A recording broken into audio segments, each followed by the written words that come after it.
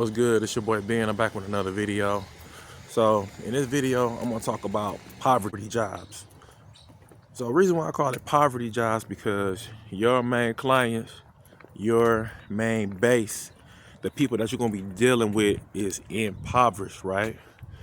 And the job I'm gonna be talking about is the free phone and tablet job. And I know you probably, I don't know what part of the nation you in or what part of America you in. I'm pretty sure that you might have seen somebody with a tent or a table, or a speaker, megaphone saying free phones, free phones, free tablets. Come get your free tablets, free phones. Get it for your daughter, your kid, whoever, uncle, auntie, whatever. And it's a lot that goes into this job, and I'm gonna talk about it.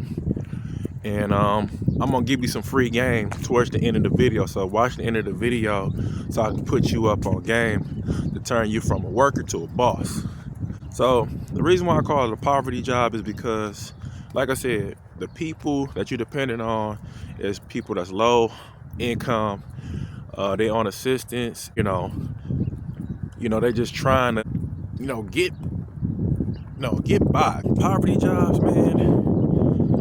The quality of people now I'm not gonna knock like people that's like that have felonies or people that's just trying to get a second chance or just to get on their feet, man, or they might have did something in they life where they couldn't necessarily work a 9 to 5. But the unfortunate thing about these type of jobs, and some of these offices employ some good people, and then you just got those sketchy people that be on scams and all type of other stuff. And no, this is not to knock y'all that's out here doing these jobs, because it is some good people out there that's actually signing people up for government phones. And then I think as of late, I think people are not doing government phones. They hitting people with SIM cards. So the person has to bring their own device. Now a few of these companies are like Stand Up Wireless, Gem Mobile, and those are a few that I do know of for right now.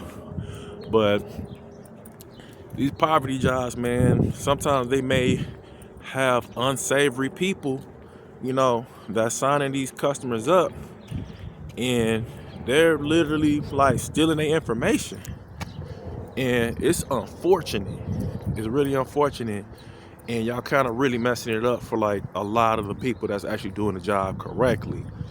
And when I started my job as a phone and tablet person, I was with 2 companies. One was Access Telecom. I think they may be still around. And another one was called Stand Up Wireless. Now, Access Telecom is a little more lenient. You can actually, not have an ID. Only thing I need is your social, your last 4, and your birthday, and you just make sure you had a place to live. Now, Stand Up Wireless, initially, there's a little more stringent. So meaning that it was some checks and balances. So you had to actually have a ID. We had to upload it. People had to verify it on the other end to make sure that you say who you are, and then you qualify either for a phone or a tablet. Now, once upon a time, we had what's called ACP. The ACP was put in place during COVID for people that had low income, who needed like internet, and they kind of rolled it over on 2 things. So your free phone kind of came from your tax and surcharges from people that just pay every day, just every day, just millions of Americans that actually pay their phone bills. So that gets rolled into people, that need Lifeline. So that was then, ACP, which kind of funded that 32 gigs of data or $50 or $20, $30 credit or next to nothing internet bill, right? So I know a lot of you might be grandfathered in. Leave a comment below if you grandfathered in on that free internet or that discounted internet. So, but going back to the root of the story, it's just like it's a poverty job, and the only people that really actually thrive at the top is like those people that's like really got into it early, like early adopters, or people that's like really connected.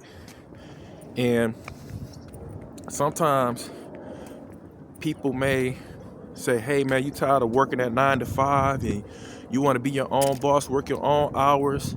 It's definitely a grind. You can definitely make some money in it, but it's only the people at the top.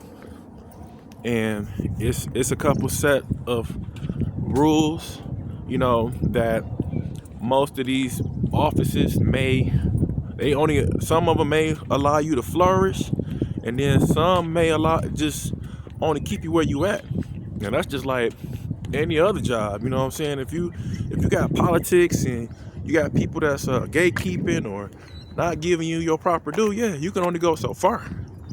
And that keeps you as a rep impoverished, and you really dependent on somebody. And you think you're working for yourself, but in all actuality, you still dependent on somebody. You still dependent on an office to distribute those phones or those tablets. Once upon a time, those phones or those tablets or those SIM cards. So if you can't get those SIM cards, it ain't no money. No, God forbid, if it's a shipment is not happening or not coming across the seas. And I know when they was giving the free phones, they had,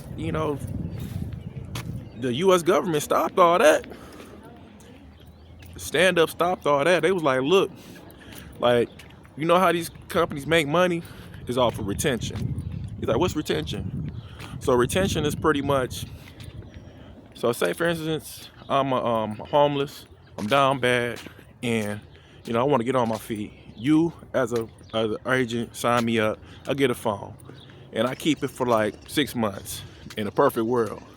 But if I'm on drugs, I'm saying, I'm just at the lowest point in my life, chances are I'm probably gonna sell that phone for the next hit, or probably for whatever, just to get by, just to survive, and if I sell that phone and I gotta have it, and I'm gonna go to the next person and say, I lost my phone, or whatever the case it is, or lie and say that I need a phone and I already got a phone, and get cut off.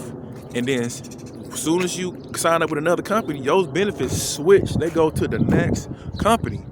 And then if a company if that's happening quite a bit and often, the companies like Stand Up and Access Telecom, they are not making money.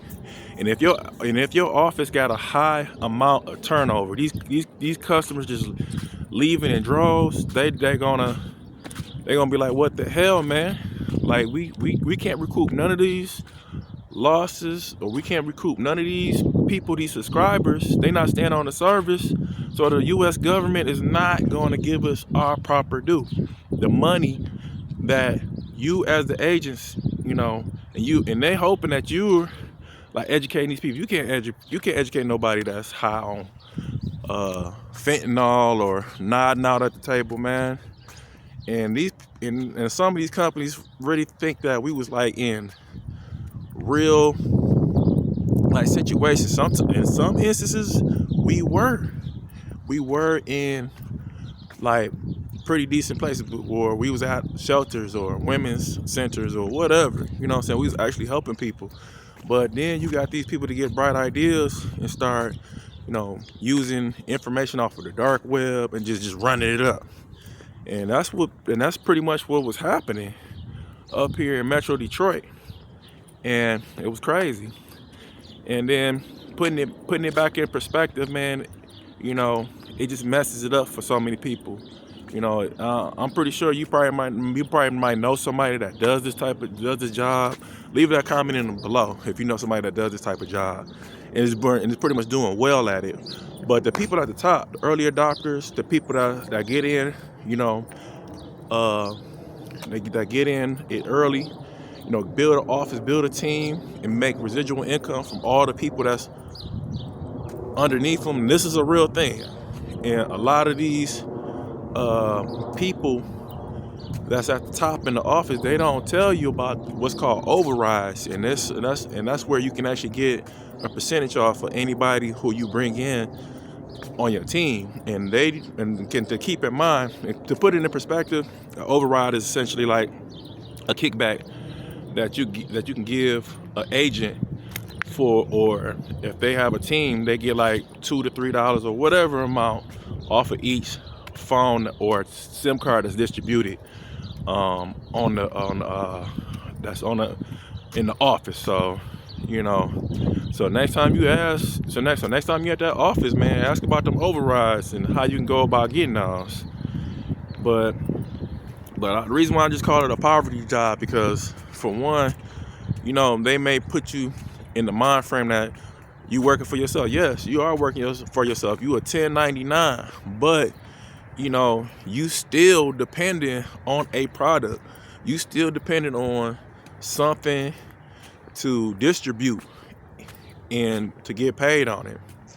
And and you got to think about it. They try to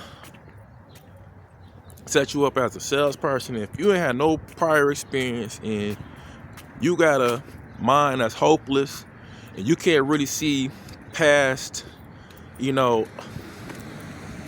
doing anything like legitimate, you're just gonna have a whole bunch of scammers, man. And that's what pretty much brought down my team on Excel Telecom. And I think back on it, and I don't know if dude could be watching this stuff now, but yeah, bro, it was really fucked up.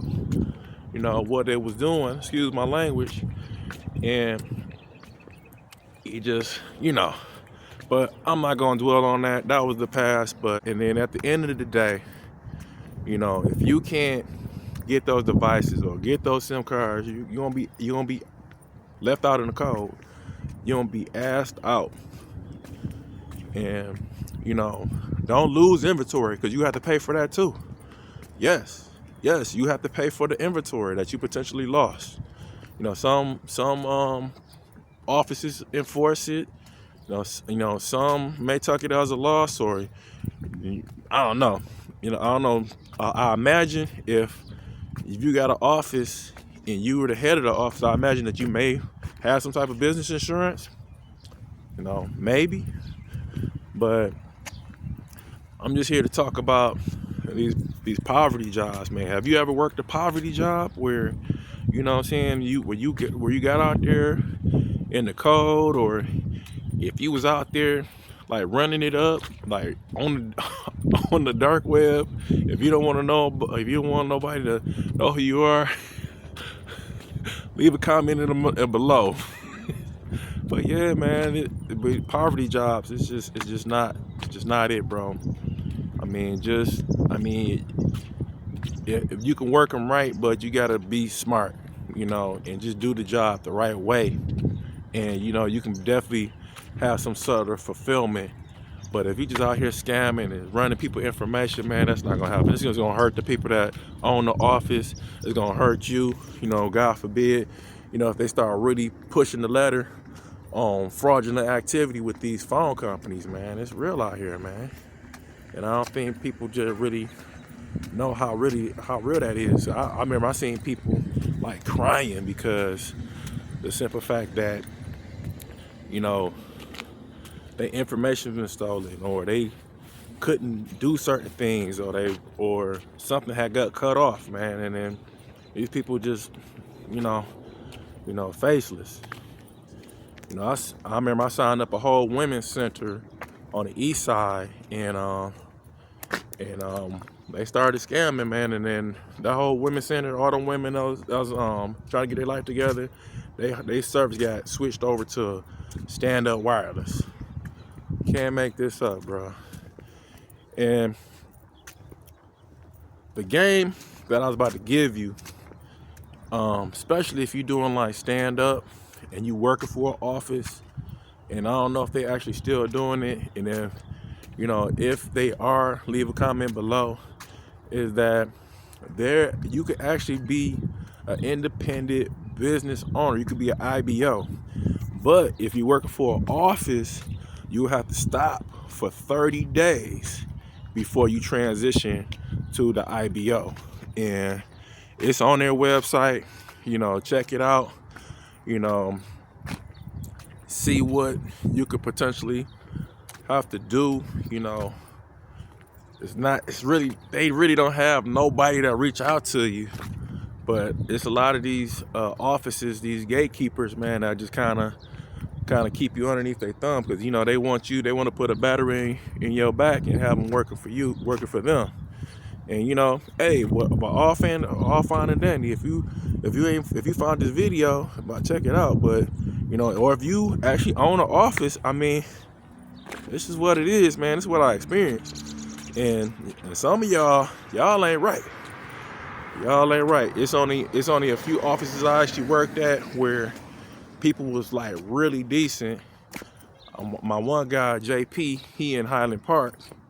He actually legitimately has a storefront, and you know he's doing everything the right way.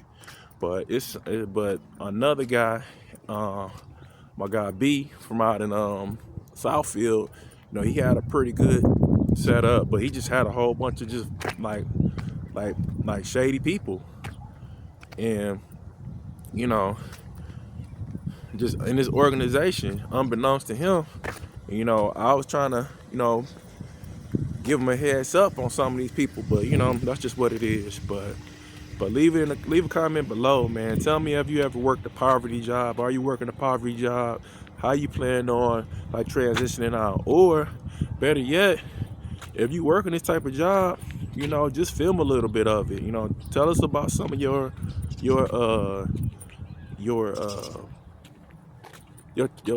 struggles, man, because it was a struggle. You know, it definitely was a struggle, man.